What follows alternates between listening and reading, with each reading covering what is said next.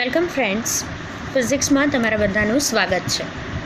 અત્યાર સુધી આપણે પ્રેરણમાંથી વિદ્યુત ભારિત કેવી રીતે થાય છે એ જોયું હતું. એની પછી આપણે જોયા હતા વિદ્યુત ભારોના મુખ્ય મૂળભૂત ગુણધર્મો. કયા કયા ત્રણ હતા? તો એક તો વિદ્યુત ભારોનો સરવાળો થાય છે.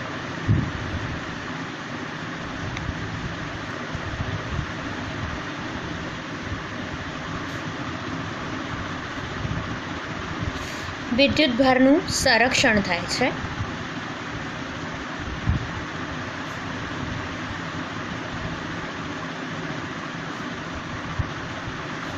અને ત્રીજું જે જોયું હતું એ છે વિદ્યુત ભારનું ક્વોન્ટમીકરણ.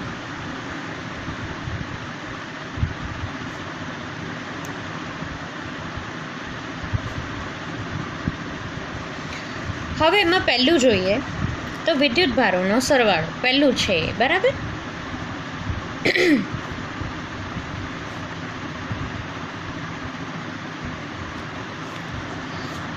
તો હવે ધારો કે આપણી પાસે એક તંત્ર છે, બરાબર. હવે એ તંત્રની અંદર રહેલા નાના નાના કણો અથવા તો બિંદુઓ કે જેને આપણે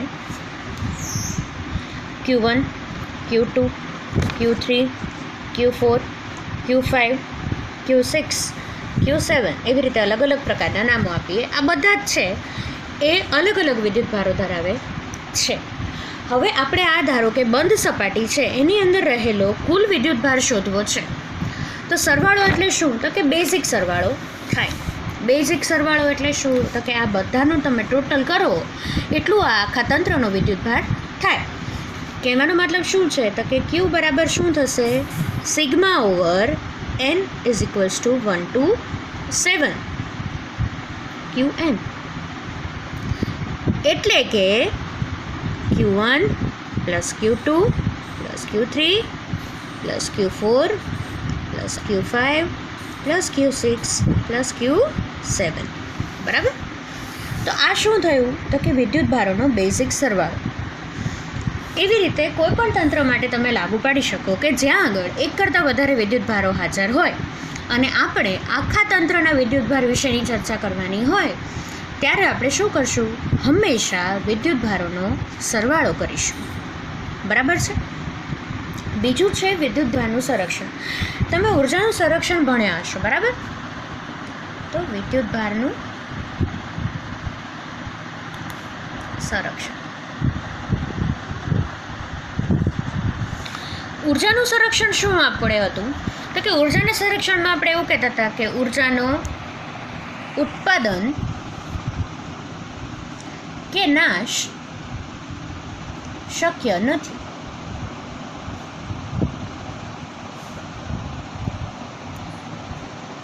અને કુલ ઉર્જાનો જથ્થો બ્રહ્માંડમાં રહેલી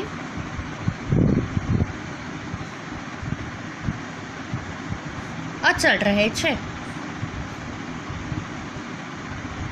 આવું આપણે ઉર્જા સંરક્ષણના નિયમમાં કહેતા હતા. તો એક્ઝેક્ટલી એવું જ આપણે વિદ્યુત ભારના સંરક્ષણ માટે પણ કહી શકીએ કે વિદ્યુત ભાર છે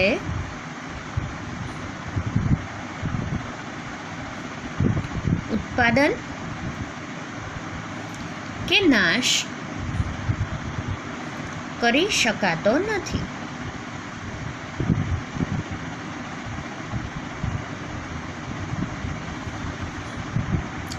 માત્ર શું કરીએ? તો આપણે તમને એમ કહેશો કે આપણે વિદ્યુત ભાર છે એને ઘણા બધા સ્વરૂપોમાં લઈએ છીએ. તો હા, અથવા તો એનું ઉત્પાદન આપણે તમે એમ કહો કે સ્વિચ ઓન થાય છે કોઈ પણ વિદ્યુતીય ઉપકરણની, તો એમાંથી વિદ્યુત ભાર પસાર થાય છે, તો એ આપણે ઉત્પન્ન કરી ન કહેવાય? પણ ન કહેવાય. એનું કારણ શું છે?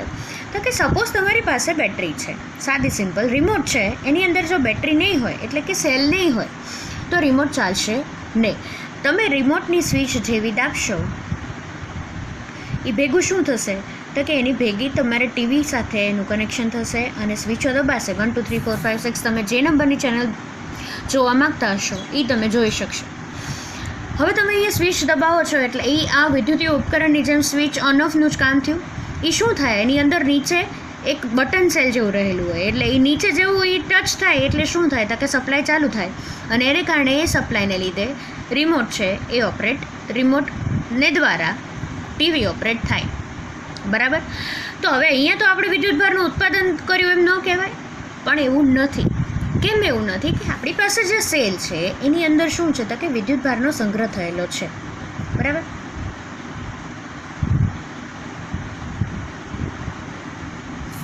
હવે આ સેલને તમે પરફેક્ટલી રિમોટની અંદર ફિટ કરો એટલે શું થાય તો કે અહીંયા આગળ સપ્લાય ચાલુ થાય, જે તે સ્વિચ દાબો એટલે. ઘણી બધી વખત તમારા રિમોટ જૂના બહુ થઈ ગયા હોય તો એકાદી સ્વિચ બગડી ગઈ હોય, તમે ઓન ઓફ ન કરી શકતા હો, કાં તો મ્યુટનું બટન ખરાબ હોય, કાં તો એકાદા નંબરની બટન ખરાબ હોય. તો એ બધાનું કારણ શું છે તો કે નીચે જે છે એ સપ્લાય મળતો નથી પ્રોપર, એટલે એ શું થાય છે કે સપ્લાય હારે એ સ્વિચ છે પ્રોપર કામ કરતી નથી. પણ અહીંયા કહેવાનો મતલબ શું છે તો કે કોઈ પણ સ્વિચ છે જે વિદ્યુતભાર આધારિત છે એમાં ક્યાંક ને ક્યાંક તમે સપ્લાયનો એટલે કે બેટરીનો ઉપયોગ કરો છો. એ બેટરી છે એ પ્રત્યક્ષ અથવા પરોક્ષ રીતે એમાં કામ કરે છે, ને બેટરીનું કામ જ એ છે કે જે વિદ્યુતભારનો સંગ્રહ કરે એને તમે બેટરી કહો. બેટરીને તમે નાના ધોરણોમાં તમે કદાચ યાદ હોય તો સંગ્રાહક કોષ કહેતા હશો. તો સંગ્રાહક કોષનું એટલે કે બેટરીનું કામ જ એ છે કે એ વિદ્યુતભારનો સંગ્રહ કરે. બરાબર. તો જેવું તમે સપ્લાય સાથે એનું કનેક્શન આપો એ ભેગી સ્વિચ ઓન ઓફ થાય. તમે આપણા પંખાની કે ટ્યુબલાઇટની સ્વિચ છે એની અંદર પણ એવું જ થાય. એને મેઇન સપ્લાય સાથે તમારા મેઇન સ્વિચબોર્ડની અંદર સપ્લાય હોય, એ સપ્લાય હારે કનેક્શન થાય તો તમારા બધા વિદ્યુત ઉપકરણો ચાલે. હવે એ સપ્લાય એટલે શું તો કે એ બેટરી હારે કનેક્ટેડ છે અને એમાં શું છે તો કે વિદ્યુતભારનો સંગ્રહ થયેલો છે. એટલે જ્યારે આપણે સ્વિચ ઓન કરીએ ત્યારે ખરેખર શું આપણે વિદ્યુતભાર ઉત્પન્ન કરતા નથી, પણ અહીંયા જે સંગ્રહ થયેલો વિદ્યુતભાર છે એનો જ ઉપયોગ કરીએ છીએ આપણા દરેક વિદ્યુતીય ઉપકરણો ચલાવવા માટે. બરાબર છે. તો આ એક વાત થઈ. એટલે કહેવાનો મતલબ શું થયો તો કે વિદ્યુતભાર સંરક્ષણ કેવી રીતે થાય છે તો કે આપણે વિદ્યુતભારનું એક સ્વરૂપમાંથી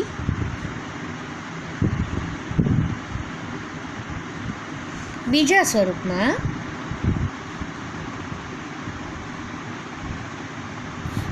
રૂપાંતર કરી શકીએ છીએ.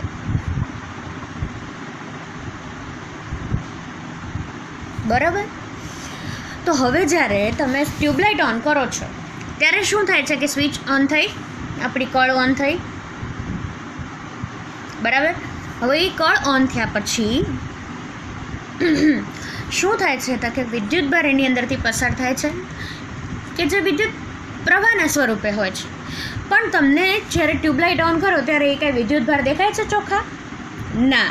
તો શું થાય છે તો કે વિદ્યુતભાર છે એનું પ્રકાશ ઉર્જામાં રૂપાંતર થાય.